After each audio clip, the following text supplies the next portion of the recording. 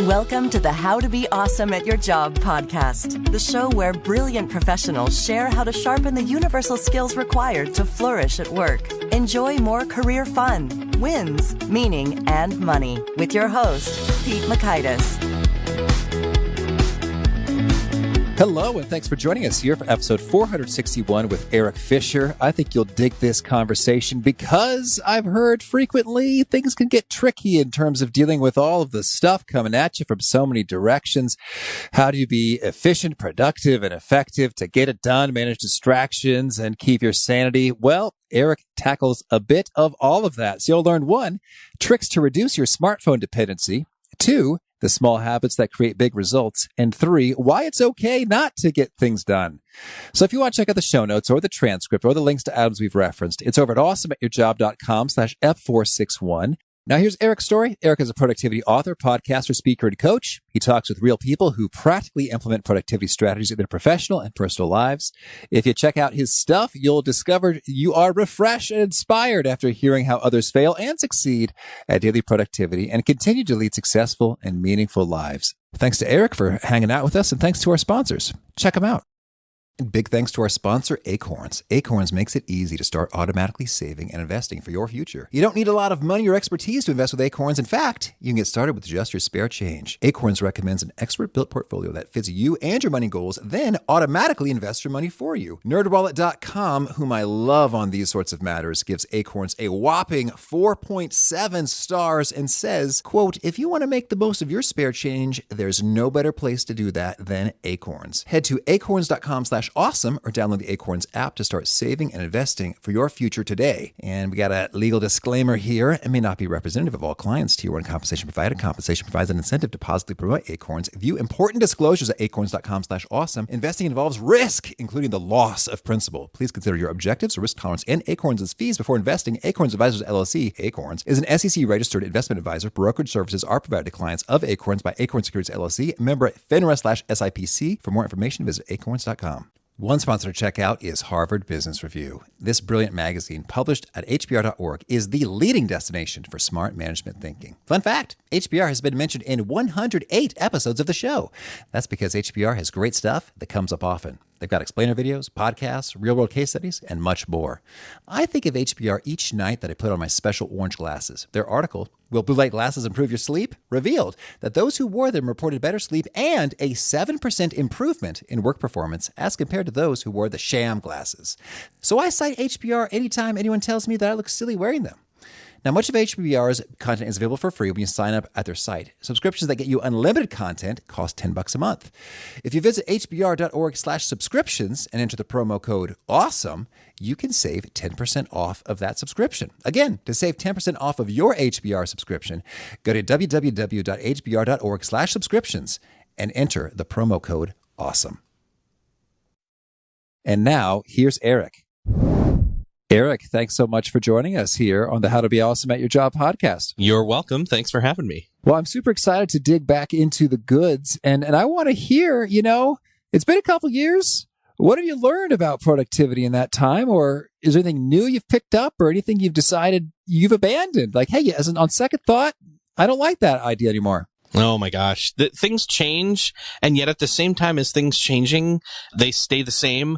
One of the key things for me is, I don't know if you've noticed this, but there's a lot of people who've come out with, say, like daily or, weekly analog, meaning handwriting, type planners, chucking the digital system, if you will. And for the most part, I like that idea. I like working in analog. There's something very satisfying to that. A friend of mine, he's like, hey, I have a digital planner and I use my Apple Pencil in it. And I'm like, okay, cheater. But for the most part, I have still stayed digital in terms of my list and my projects and things like that. But I have gone to almost completely 100% paper books. Oh, interesting. So no Kindles or e-readers of any sort. Now, I have the ability to do it, and I will still look at articles. Like I do have an iPad, the latest version, the 11-inch, the Pro, and I really like it. I use it for content consumption, and, I don't turn it and use it like a laptop or anything like that. It's mostly, like, I like that it's not a desktop or a laptop or a phone. And by leaning into using it that way as a tablet, a digital window interface, whatever, to all my documents and things like that, whether it's work related or, consumption related, reading articles, I lean heavily into that. And then by doing that, I feel like that ease of use of using it as a multi-purpose tool like that, I then don't spend as much time on my phone. And because if we're constantly have that thing on us with all that stuff with us at all times, we feel like we have to use it all the time. And I've been trying really hard to get my time spent on phone down, because the majority of the time that I'm spending on it, I found, was very unintentional passive use that was just eating into my time. No, that's intriguing right there. So you've made a conscientious effort to reduce time on phone, and you've seen some positive results in doing so.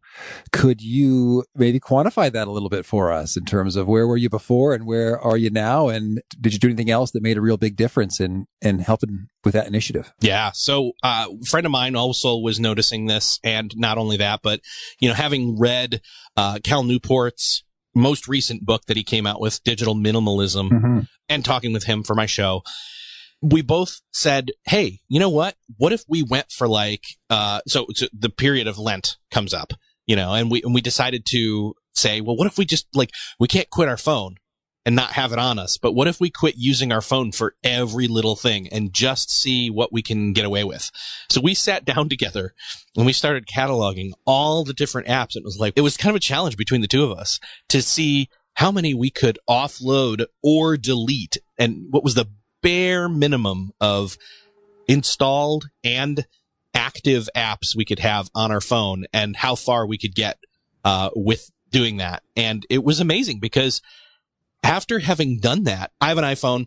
I'm not sure if you're familiar with the iPhone ability to offload an app. It means that you can remove an app. The app will stay there and your credentials, and you'll be logged in and all that. But you have to click the download button again, and it then fills in the hollow shell of an app that is sitting there with all the content again. So you can't use it without re-downloading the app, which is like a safeguard or a boundary from you using the app again. So it'll keep all the info that you've stored about your login or your historical data, but it's not kind of taking up any space, and it's a little harder to get to because you got to spend that time to re-download it. That's exactly right. So effectively, yes, the shell of the app is there. The inside of the app is not there, except for, again, that it maintains all the logins and things like that. So we went through that, and we checked in with each other about 3 days in. And we said, how much time are you using?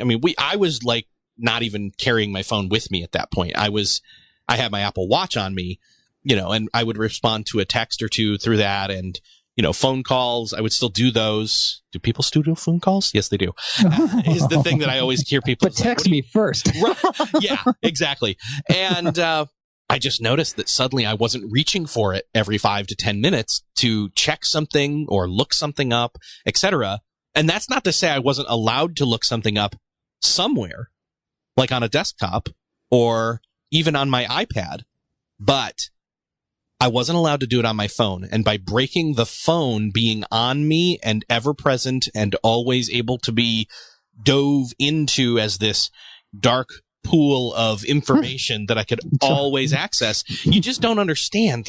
When you have that on you at all times and you can always jump in, then you constantly will. And because you constantly will, then you will even when you do or don't want to. And so it's really about cutting way back to the point where then think of it as a digital diet metaphor for a physical diet. It's like you can enjoy the stuff that is bad for you on occasion, as long as you're not eating it constantly all day, every day, which is what we are doing digitally. Yeah.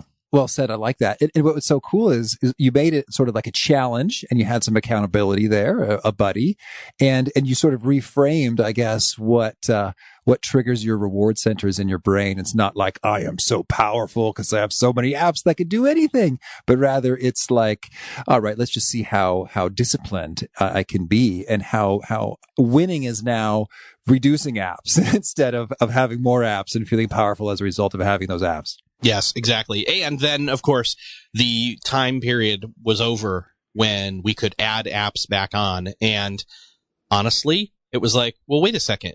I just never came back. There were months later where I would suddenly be looking for an app on my phone. I'm like, wait, didn't I have that app? And I realized I had never put it back on, and it had been months since I'd last used it. So why was it on there? Oh, just in case. Yeah. And that slows you down too. Like the actual, I don't know a ton about how all these hardware devices work, but it seems like in my experience, generally speaking, the more stuff you have installed, the slower things run. Is that fair to say for the phone as well with the number of apps? Potentially. I think Apple would say, no, there's nothing different right there. It's buy the biggest one and install as many apps as you can. There's an app for everything. I don't know. I would say, here's the thing. That means that you have subconsciously maybe a need to organize all those apps in different places so you know where they are and have the ability to use them quickly. But yeah, so in other words, it's digital clutter on your phone that you then have to deal with, which is also taking up time and mental RAM. So all in all, I came out the other end and I started using my phone a whole lot less. And even to this day, I use it more. But I think I cut way back, and it's again, I need to do a revisit, not maybe as drastic or strategic, but again, one of the things that I was doing was there were certain apps like the weather app where I realized, you know what? I can offload it on my phone, but I can literally lift my wrist on my watch and the weather's right there. And so it's different. It's a different feeling. In other words, it's a different meeting of a need. In other words, that's the thing I think I'm trying to get at here is that you have to be careful about how you're meeting certain needs, because then you start to rationalize everything as a need. Well, yeah, it feels like that's a big lesson that could be applied to a lot of things. Yeah. So, I mean, you can rationalize doing your email on your phone. And some people are like, wait, what's wrong with that? And I'm like, dude, you have no idea.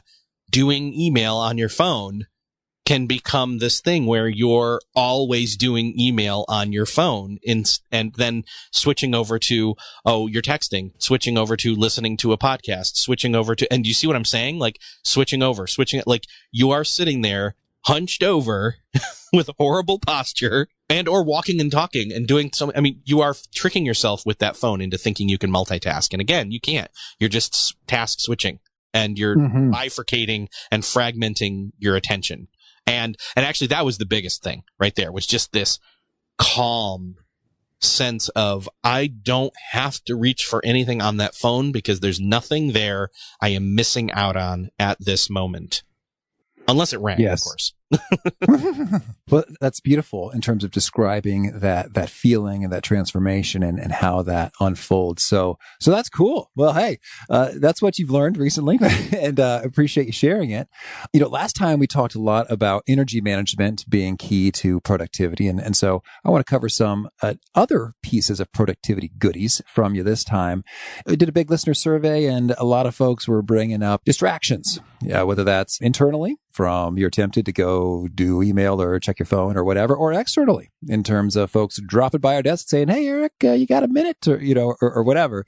So I'd love to get your take in terms of what have you found in your own experience and from interviewing so many people are really the best practices for maintaining clarity and focus. So I'll refer you back to what we just talked about as being a huge factor in that, first and foremost. Just managing that phone, yeah. Managing the phone and as well as what the phone is doing to you. Because if you feel like you need to reach for your phone when you're sitting at your desk constantly, then you are effectively training yourself that it is okay to pick it up over and over and over and interrupt yourself, let alone weaken your ability to deal with any of the other stuff that are thrown at you from external. So.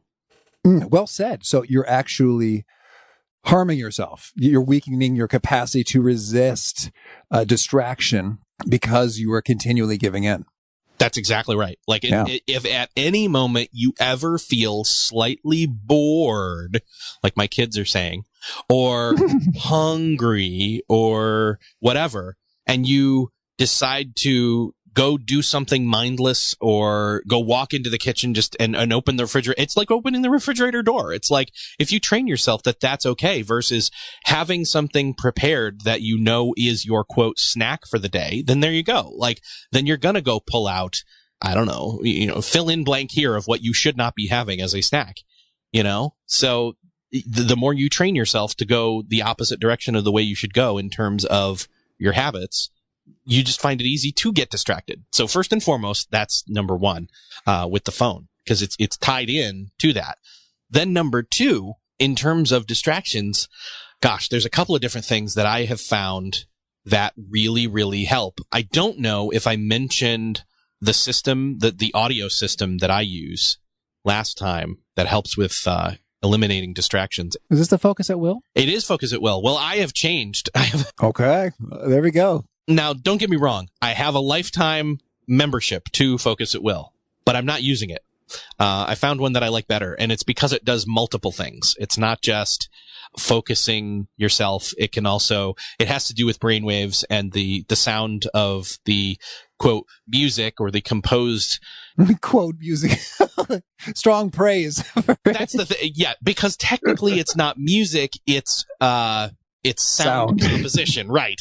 And so that's the thing. But that said, it's still, you don't get into a like, oh man, I love this song kind of moment because of listening to it. And if you did, then it wouldn't be working because it would be distracting you because you'd be like, oh man, I love this song. It's called brain.fm. Okay. It can do all of the stuff we talk about that Focus at Will can do. It eliminates the blinders. It puts up the blinders. So your fight and flight mechanism kind of gets lulled into sleep.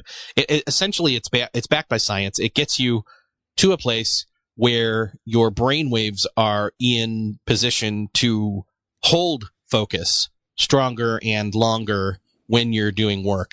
And not only that, though, it can also be used for meditation or calming yourself down or even sleep.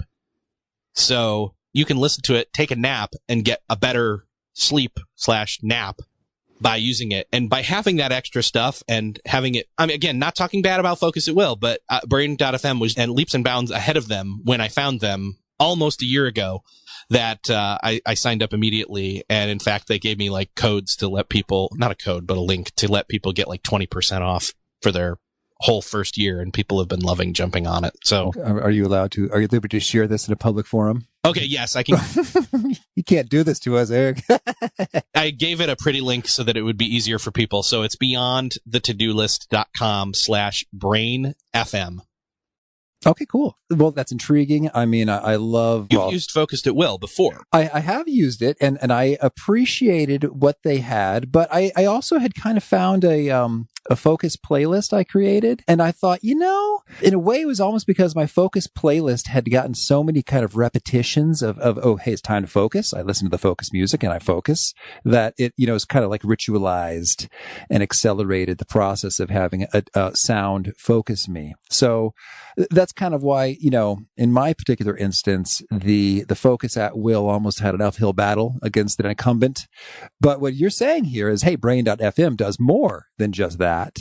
And, well, if we're talking about me for a second with rituals and focus, like I enjoy, because, I got 2 kids under 2. I got a home office in an enclosed porch. So I upgraded it to get a real nice sound blocking door, but sometimes it doesn't block enough sound. So I like to put in earplugs plus Bose noise canceling headphones plus either the Focus playlist, or we had a previous guest who talked about she listens to Star Trek The Next Generation engine idling noise as white noise. So I found that, and I use that sometimes. And so that's been the groove so far, but I'm intrigued by Brain.fm for that context, as well as, hey, the power napping and more. Yeah. So I can tell you one thing about the napping, as well as even the overnight sleep, which that's a little bit tricky to do, but I figured that out. Basically you put it on as an app, and then it allows you to download an evening of Brain.fm sleep alpha wave patterns. Oh, I know where I was going. I was like, where was I going with this? When I talked to the guy that's the head of it on my show, I told him I go to sleep listening to music. Always have since about junior high. He said, and I said, it helps me fall asleep faster. Now, why is this different? And he says, well, number one, you listening to music as you go to sleep is a ritual. So it's triggering your brain as you lay down in bed that it's time to go to bed. And so you're still going to find that this has that power to it because you're still going kind of through the ritual. However, the difference between Brain.fm and listening to regular music is that this is going to get your brain waves into where you want them to go, which is deeper sleep, faster, and then keep them there because of the way that again, I'll use the word music, the way that it plays and it works and it keeps you calm and all that. Now, the other thing that I have found is me putting on my Bose noise canceling headphones, even if no one's home, and turning it to the meditation or the calming setting and doing, 15 minutes of, even if I'm just sitting in my desk, in my desk chair, closed eyes or not, and just kind of breathing, it gets you there faster in terms of calming down and taking a break and being able to then jump back from that more refreshed. Cool. So there you go. So yeah, again, that link is beyondthetodolist.com/brainfm. They gave me that link and said, hey, if anybody, if your listeners ever want to listen to they can try it out for free. And if they sign up, which it's not expensive. Yeah, I thought it would be more. When I clicked pricing, I always make a guess before I actually click pricing, and it was well below my guess. Brain.fm is cheaper than the one that I was using and I have for lifetime anyway, which is Focus at Will. Brain FM is cheaper, and I was just like, oh gosh, this is a no-brainer. So, but you can get 20% off for a year with that, which is great. Well, very cool. All right. Well, boy, you're delivering the goods. So we're talking about specific means by which you are maintaining clarity and focus. We talked about the breaking of habits with phone and the reduction of apps and such. We got the Brain FM. Any other biggies? Let's see here. So I have one other one that's a secret weapon. Are you allowed to disclose? I don't know if you've ever talked with Jamie Masters before. I know the name and the face. We've never talked. So she was on my show again recently. She and I did not plan on talking about this, but she shared this with me.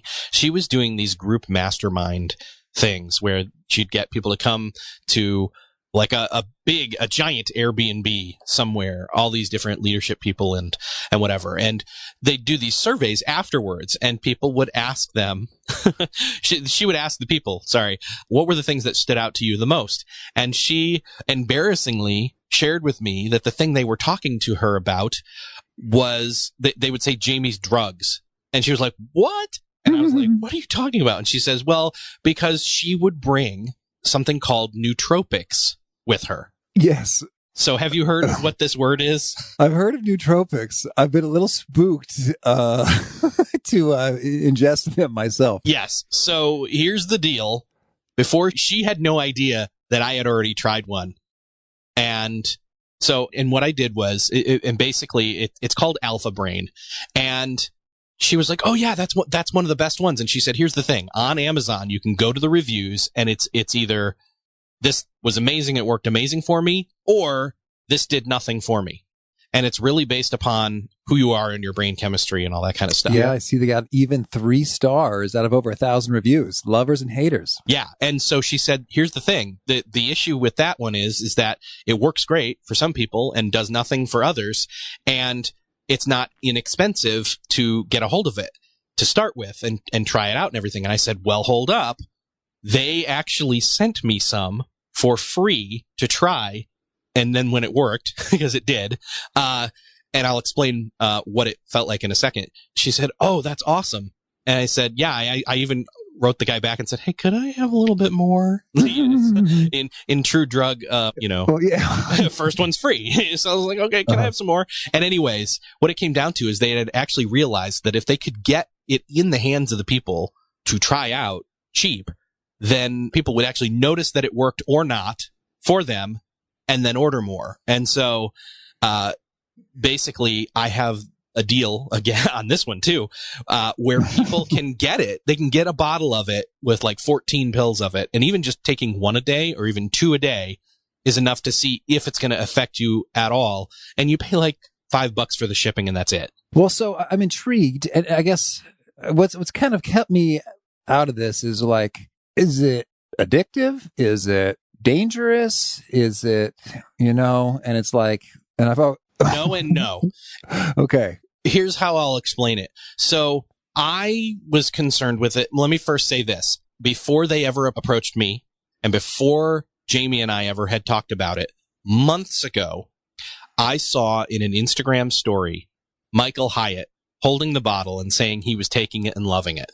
Something about Michael Hyatt, he's such a stand-up guy. It's like, if Michael Hyatt takes it, it must not be dirty. That's exactly my take too.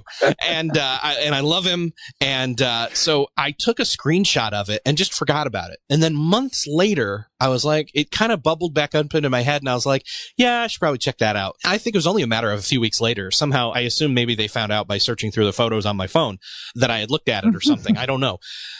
That's when they sent it to me. So my predisposition to it was Michael Hyatt. And he kind of clears the path for me on a lot of things, to be honest. And so I took 2 of them. There was like 14 of them in the small bottle. And I took 2 of them on a Thursday, or it was a Tuesday. And so Tuesday, Wednesday, Thursday, and Friday of a very tough week, I was taking 2 of them in the morning, honestly, just without even thinking about it. And then I just never gave it any thought. But then I realized come Thursday late afternoon and then even Friday morning again, it occurred to me, do you realize you haven't felt like you needed to crash and take a nap or have 2 or 3 extra cups of coffee these past few days? But you also don't feel like you are wired and jittery and whatever like you would have had if you'd taken those cups of coffee. And it's just not as much of an effort to focus. And so to myself, I said, yes, you're right. I have seen that. I have noticed that. And that's exactly what it was. It wasn't some kind of, oh my gosh, I drank 5 energy Red Bulls or something. It was just, it was less, it was like, oh, this is the best way to put it. You know how if you've ever lost any significant amount of weight, you don't suddenly feel, but over time, you feel like you have so much more energy. It's kind of the equivalency of that with your brain, but after having lost 10 or 20 pounds, your brain just feels like it's not weighed down as much. Well, that's intriguing. That's what it felt like. That's what it feels like. And so once they said, hey, here's this code in case anybody's interested, they can grab a bottle for free. They just pay shipping. I told 2 of my friends right away. I said, hey, not kidding you. I've tried this. Check out this page. If you're interested, there you go. And one of them was like, oh my gosh, I'm now taking 1 in the morning and 1 in the afternoon. And he then said, and he loves coffee, by the way, so he's still having it. But he found that he was able to get so much more done over the course of the week than he was previously up to that point. So for him, it worked. For the other one, it actually didn't. It didn't really do much. So that was actually interesting to me to find out. Well, I'm encouraged to hear that it hasn't produced any dangers and it hasn't produced any addiction. Because there are days I don't take it. Okay. Well, that's nifty. Yeah. Well, hey, everyone be safe and do your research, but I'm taking a gander at it. I don't see anything terrifying on the Amazon page. So yeah, what is this link? Oh, yeah. So sorry, I didn't even think to give you that. So again, I made it easy. It's beyondthetodolist.com/alpha brain. All right. So there you go. Yeah, it's just, you can get it or not, and it's cheap. You just pay $5.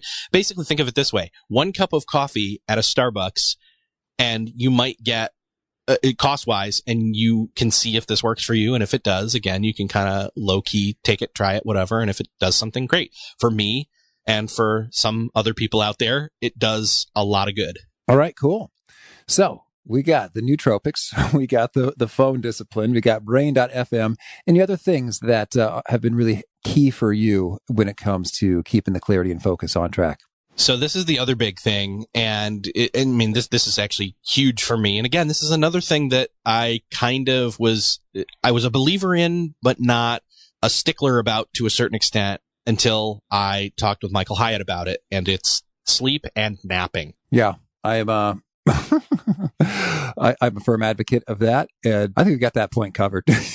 We'll just kind of add one more check mark of support from Erik Fisher on this one. I think you're there, and actually and I track it. I wear my Apple Watch at night to track my sleep, and I just know weeks and months where I'm in a better sleep groove.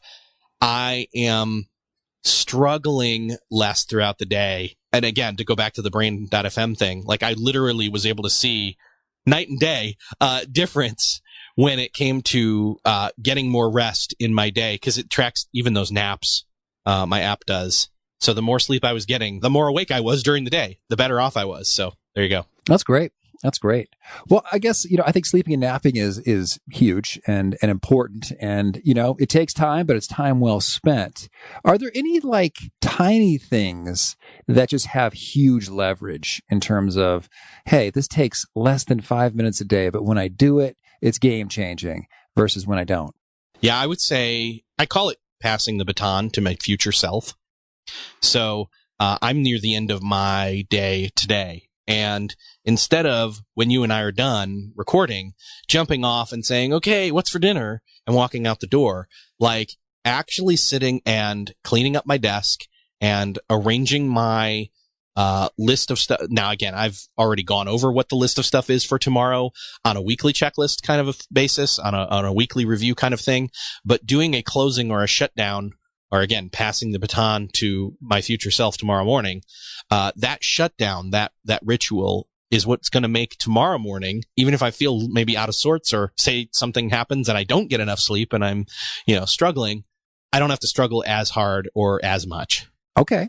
Well, that sounds like a nice visual metaphor in that your future self appreciates that. You've taken some time to hook up future Erik with a nice environment to flourish.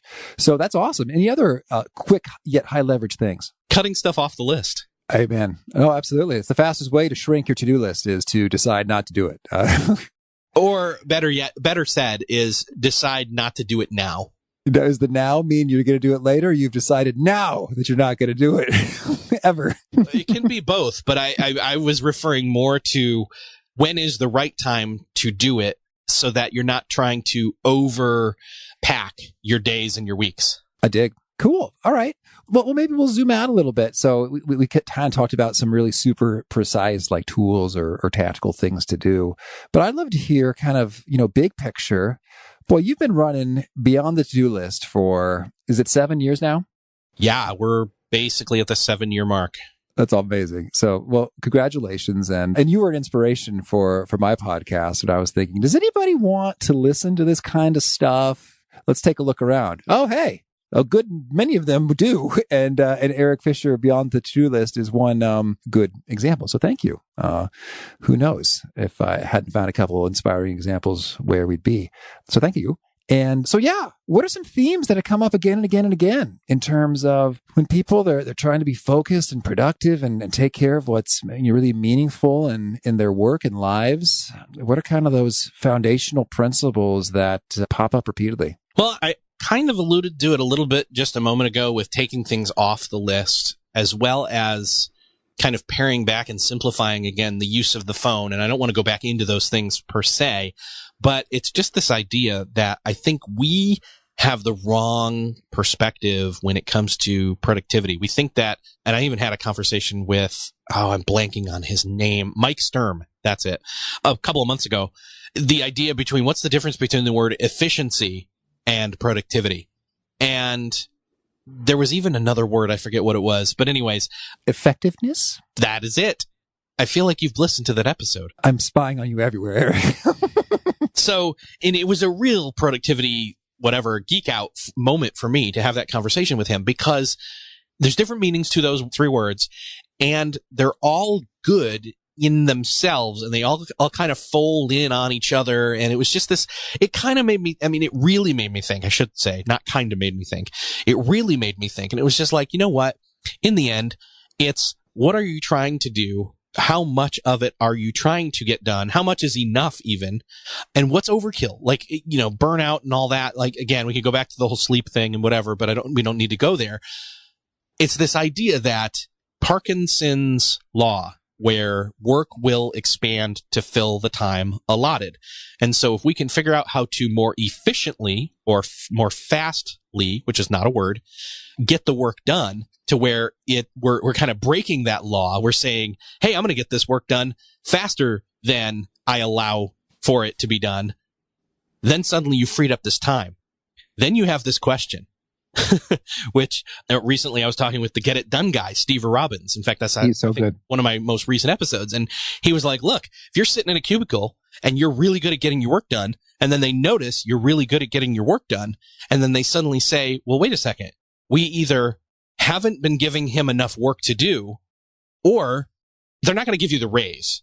Let's just put it that way. They're not going to go and give you a raise. What they're going to do instead is say, we aren't giving you enough work to do because you got it all done already. And I've been in that position, by the way. I've been the person who hacked his cubicle and figured out how to get everything that I needed to get done and then some, and run rings around my coworkers, and yet get paid no more than them and have all this free time to play video games in my cubicle. More than a decade to 15 years ago now. I'm kind of half ecstatic about how I figured out how to do that and half ashamed. But that said, you see where I'm going with this.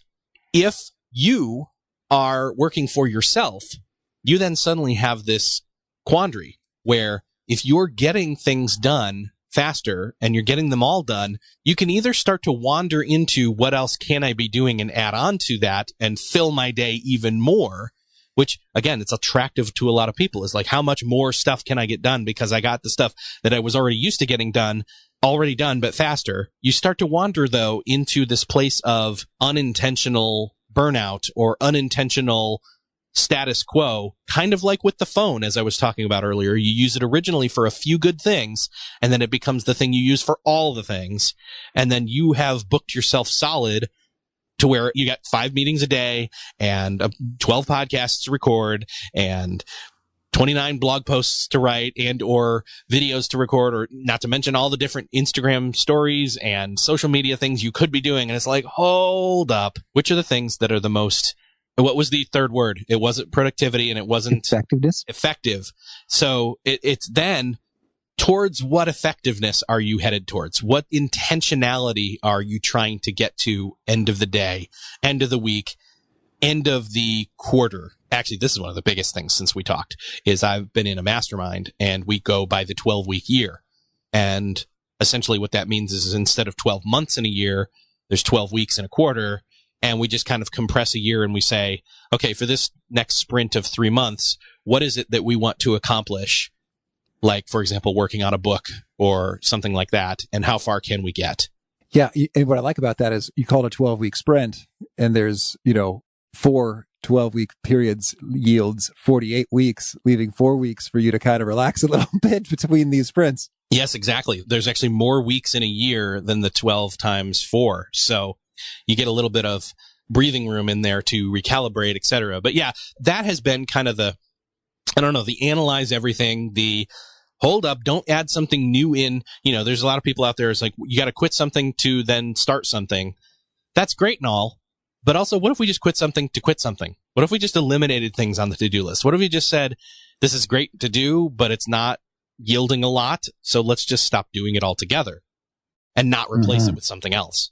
Yeah, that's cool. Oh, and I appreciate it. And I guess my final question was going to be, what have been some of the most transformational guests and ideas you've come across? And it sounds like you've already shared a few, but if anything's missing, now's your chance. Let her rip. All right. So let's see. So let me see if I can think back through. So I mentioned Cal Newport. That's in regards to the phone. I actually in my most recent episode with Michael Hyatt, we talk about killing distractions and his approach to how he did what I did with his phone. And that's a really interesting one. Let's see. I recently talked with Mike Sturm. We talk about all that in that productivity, efficiency, and effectiveness. So that's a good one. Who else did I mention? Do you remember who else I mentioned? I can't remember. Cal Newport, Michael Hyatt. Oh, Jamie Masters. That was the one about the nootropics. And we talk about time tracking. And, we talk about absolute yes in that one as well. So, how everybody's like, you got to learn how to say no so you don't fill up your calendar and things like that. She goes at it from the opposite perspective, where she's like, I'd love to say yes to everything, but only the things that I'm willing to say absolutely yes am I going to say yes to. So that's actually another great kind of reframing of how to say no to things, and has to do with opportunity costs. So Jamie Masters, that's another one that was pretty recent. And then James Clear, The Habits. the Atomic Habits, I should say, his Atomic Habits book that came out late last year. I talked to him about that. And that essentially has to do with filling in the gaps of, and looking at in a new light, the old adage of basically habitualizing things so that you don't have to lean in as much on like discipline or willpower, because you've created that activity, that pattern, that consistency, that groove of making the right choices or enabling yourself to make the right choices easier. Perfect. Well, Erik, I'd like to hear about some of your favorite things now. If you could first give us a favorite quote. I don't know if I told you this one last time. Did you ask for quotes last time? I don't remember. I did. And yeah, I think it's kind of fun. If you reinforce, that's cool. If you have a new one, that's cool too. This is so self-centered of me to say this. My favorite quote is my own quote. It's good ideas come from many ideas. Yeah, I like it. And how about a favorite study or experiment or bit of research? So actually, I'll point back to the study, the stuff that came out of, what's his name? James Clear, the habit book. There's a lot of science in the book that reinforces the different ways of habitualizing. I'm going to have to claim that because he doesn't come at it as a book writer or a business book writer. He comes at it as, hey, I have all this research. How do I formulate this into something that people can get something out of it because they need to know this? Yeah. So it really is a study in book form. That's cool. And how about a favorite tool? So I've probably mentioned some of those, but again, one of my favorites is the go back to brain.fm. One of the other ones is actually, this one's called Otter. Oh, for the transcription. AI, the transcription. Yeah. I love that. So being able to upload audio files into there and they can transcribe it, or just being able to like turn it on again on my iPad or my phone and have it record and then send it to the cloud and it'll start transcribing for me is also pretty cool. And is there a particular nugget you share that really seems to connect and resonate with folks? You hear them say it back to you often? Oh, that's interesting. I think it comes down to me giving them permission to not get everything done. They need an authority figure like yourself too. You can get it done. Move it to tomorrow. It's fine. As long as you're not dropping the ball, or dropping balls, like it's fine. It's a matter of which one, again, you can't get everything done. Not all the time, not at every moment. I'm like, right now, I'm talking to you. I'm not doing other things, but I'm hopefully executing well on the thing I'm doing and choosing to do right now. And if folks want to learn more, get in touch, where would you point them? Yeah, perfect. It'd be beyondthetodolist.com. All right. And a final challenge or call to action for those seeking to be awesome at their jobs? I'm going to point people back to where we started and just say, how much time can you go without your phone? That's my challenge. Beautiful. Well, Erik, this has been a treat. Thanks for sharing the good word. I wish you lots of luck with your show, Beyond the To-Do List, and your many other adventures. Thank you very much. Thanks for having me. I really love this conversation from Erik in terms of getting super tactical. Brain.fm. Alpha brain, as well as more principled in terms of you really think about what are the distinctions between productivity and efficiency and effectiveness, and why does that matter? Not just from like a word fun smithing perspective, but really, what are we measuring here, and is it the right thing? And do we need to kind of shift our lens of focus a bit to get after what we want? Now, it's funny with the alpha brain, I've heard of nootropics and I've thought about doing a show on them, and I may or may not, but I appreciated that Erik said he was digging it, and I appreciated that Michael Hyatt is digging it. And so I did a little bit of research. I ordered a free trial. We'll see what happens. And I also recommend a couple things as you're investigating that world. I want to be safe always. My wife is super into safety. That's her thing. It's rubbing off on me more and more. But a couple things. I looked at Reddit and people were saying, oh, it works for me, doesn't work for me, kind of a similar story. And some of them were saying, hey, look at the active ingredients and look at the research behind them. And you might discover you can kind of get the best of the formulation more cost effectively by snacking the ingredients. So one of my favorite tools for examining such things is examine.com.